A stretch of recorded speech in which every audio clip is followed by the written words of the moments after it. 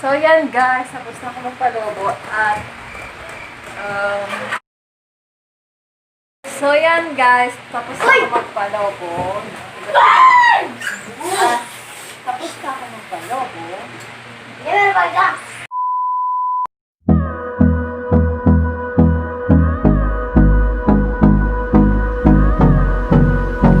Hi guys! Welcome back to my YouTube channel. At kasama ko ngayon ang birthday girl at ang kanyang mga bisita. And today's video, tuturuan ko kayo kung paano, hindi ko siya tuturuan. I-vlog ko lang kung paano ako gagawa ng low-cost birthday party at ang team ay, ang gusto ni Ella ay BlackPink. BlackPink. So, BlackPink yung gusto niya. At saka Powerpuff Girls. Powerpuff Girls daw. So, wala kasi ako mabilahan na mga balloons na may character talaga ng BlackPink. Yung may mga picture ng BlackPink. So, gagawa lang tayo ng DIY. So, ang binili ko ay here. Napakita ko din.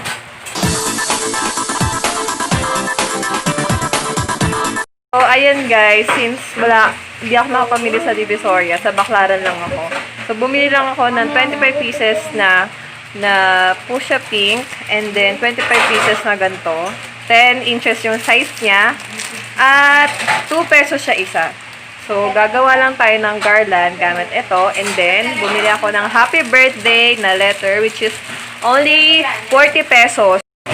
Ito naman, ang foil letter. Ang nakasulat ay Ella. Ella. Yan. Ella. Pink siya with heart. At saka, ito, crepe paper. Ella lang.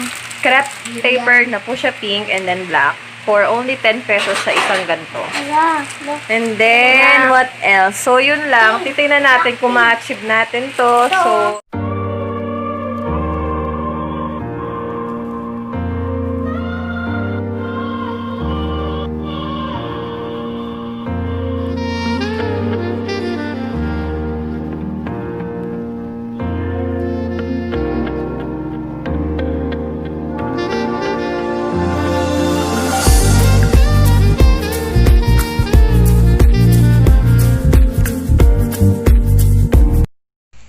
So there guys, as you can see, I just finished inflating all the balloons. At nakikita nyo, hindi pantay-pantay yung sizes niya. Hindi na siya kailangan because ang purpose na hindi pantay-pantay is this is gonna be a garland balloon. So hindi siya tower na kailangan pantay-pantay yung paglobo. Kasi yung tower ay kailangan pantay-pantay. Kundi hindi siya tatayo. So, this one, okay lang yon, not necessarily na pantay-pantay siya. So, there!